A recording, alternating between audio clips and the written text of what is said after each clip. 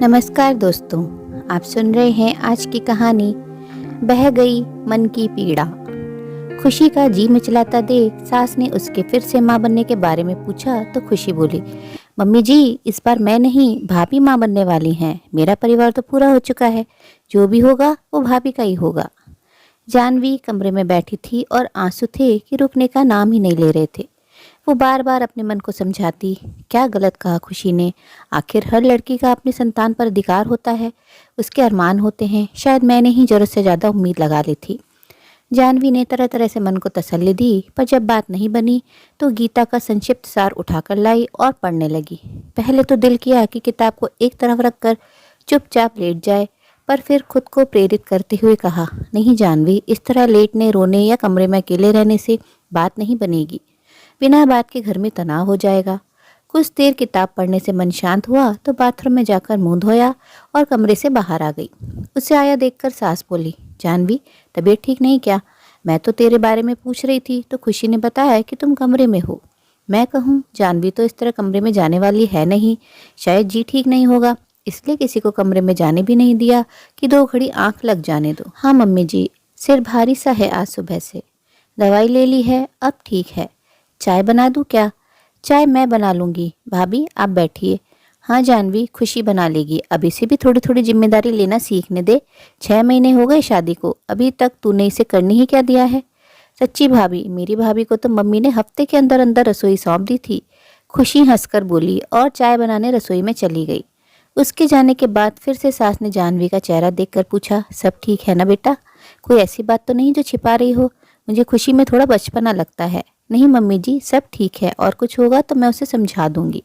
इस तरह जानवी ने सबके सामने बात को घुमा फिरा दिया, पर उसके दिल का दर्द चेहरे पर साफ झलक रहा था।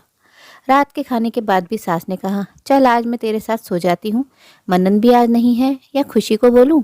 चेहरा पीला पीला सा लग रहा है तेरा।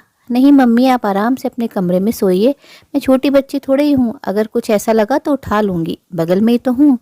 मनन तो ऑफिस के काम से जाते ही रहते हैं। सास को आश्वस्त करके जानवी अपने बिस्तर पर आकर लेट गई, पर नींद कोसों दूर थी। उसे आज भी वो दिन अच्छी तरह याद है जब वह पहली बार माँ बनने वाली थी, और एक दिन डॉक्टर के यहाँ से आते समय पीछे से आती कार ने उनके रिक्शे में ऐसी जबरदस्त टक्कर मारी कि उसने अपना बच्चा तो खो ही दिया, ऊपर से दोबारा माँ बनने के सुख से भी वंचित हो गई। उस समय सबने दिलासा देते हुए कहा, भगवान फिर देगा, वो तेरे भाग्य में ही नहीं था, तू बच गई, यही बहुत है। और जानवी ने भी सब्र कर लिया। उस हादसे के 7 साल तक वो और मनन भगवान की दया का इंतजार करते रहे, पर शायद उसने तो जानवी की तरफ से नजरें फेर ली थी।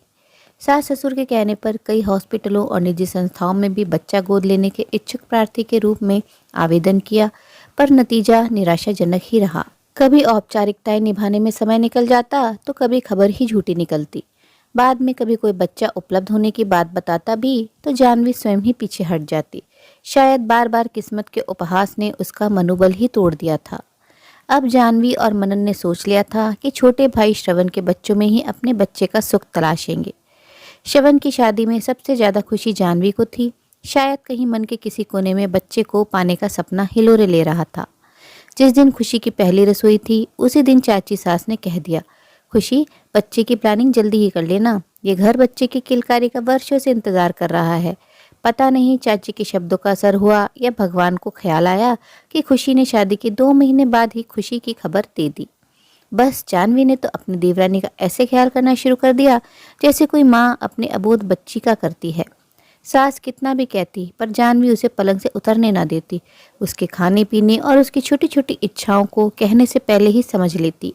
और आज सुबह नाश्ते के समय जब खुशी के सूजे पैर देखकर जानवी ने कह दिया कि खुशी बस तू बच्चे को जन्म दे दे, फिर तो मैं अपने आप पाल लूँगी, बाद में आराम से रहना और दूसरे बच्चे के बारे में फुर्सत से योजना बनाना, तो बिना सोचे खुशी तपाक से बोली, भाभी मैं अपना बच्चा खुद पालूंगी, मुझे भी बच्चे का बहुत शौक है। खुशी की बात सुनकर जानवी के सीने में गोली सी जा लगी और अपने को संयत कर कमरे में आकर उसने सीने का गुबार आंसू के रूप में बह निकला। इन्हीं बातों को सोचते सोचते जानवी की आंख लग गई। अगली सुबह जानवी शांत भाव से अपनी दिनचर्या में लग गई। अब उसने धीरे से अपने स्वभाव में इतना परिवर्तन कर लिया कि 24 घंटे खुशी और होने वाले बच्चे को लेकर सोचते रहने वाली आदत पर पूर्ण विराम लगाने का अभ्यास करना शुरू कर दिया। सास की पार की नज़रें सब देख समझ रही थी, पर जानवी के बिना कहे वे अपनी तरफ से किसी बात को बढ़ाना नहीं चाहती थी। निश्चित समय पर खुशी ने एक प्यारे से बेटे को जन्म दिया। सास ने पोती को जानवी की गोद में देते समय कहा, ले पकड़ अपने बेटे को, ये तेरे ही विश्वास और इंतजार का फल है, तू ही इसकी माँ है। बधाई हो मम्मी जी, इसका तो सबको ही इंतजार था। देखिए तो बिल्कुल अपनी माँ जैसा है, ऐसा लग रहा है मानो छोटी खुशी हो। जानवी ने अपनी जिम्मेदारी निभाने में कोई कमी नहीं छोड़ी, पर अपनी भावनाओं और अपेक्षाओं को अपने नियंत्रण में रखा। बेटे के 3 साल बाद एक बेटी को जन्म देकर खुशी और श्रवण ने अपना परिवार पूरा किया। जानवी और मनन ने हमेशा इस बात का ध्यान रखा कि उनकी वजह से कभी भी बच्चों के माता पिता को यह न लगे कि उनके बच्चे छीने जा रहे हैं। हालांकि कई मौके ऐसे आए जब सास ससुर की इच्छा का भी आदर नहीं हुआ। एक दिन खुशी का जी मिचलाता देख सास ने उसके फिर से माँ बनने के बारे में पूछा तो खुशी बोली, मम्मी जी इस बार मैं नहीं, भाभी माँ बनने वाली हैं। मेरा परिवार तो पूरा हो चुका है, जो भी होगा वो भाभी का होगा, मैं केवल 9 महीने उसे पालूंगी। इतना सुनते ही आज जानवी चाहकर भी अपनी भावनाओं पर काबू नहीं कर पाई। सास की गोद में सिर रखकर तब तक रोई जब तक उसका मन हल्का नहीं हो गया। खुशी ने जेठानी का हाथ पकड़कर अपने पेट पर रखते हुए कहा, भाभी ये मत समझना कि मैंने कभी आपकी भावनाओं को नहीं समझा। मैं आपको आधी अधूरी खुशी नहीं देना चाहती थी, ना तो मैं खुद बेचारी बनकर रहना चाहती थी और ना ही आपके मन पर कोई बोझ देखना चाहती थी। आज सचमुच ईश्वर ने जानवी के विश्वास और इंतजार का फल उसे दे दिया था। उम्मीद है दोस्तों खूबसूरत सी इस कहानी ने मन को जरूर छुआ होगा। कहानी अच्छी लगी हो तो अपनी राय कमेंट बॉक्स में ज़रूर साझा करें और अपने मित्रों प्रियजनों के साथ भी शेयर जरूर करें। दोस्तों आपसे अनुरोध है, अगर आप चैनल पर नए हैं तो ऐसी ही नई नई जीवन से जुड़ी कहानियाँ सुनते रहने के लिए चैनल को सब्सक्राइब जरूर करें। कहानी अंत तक सुनने के लिए आप सभी का दिल से बहुत बहुत शुक्रिया। तो फिर मिलते हैं अगली कहानी में, तब तक के लिए आप लोग अपना ध्यान रखिए, खुश रहिए, ऐसी ही कहानियाँ सुनते रहिए।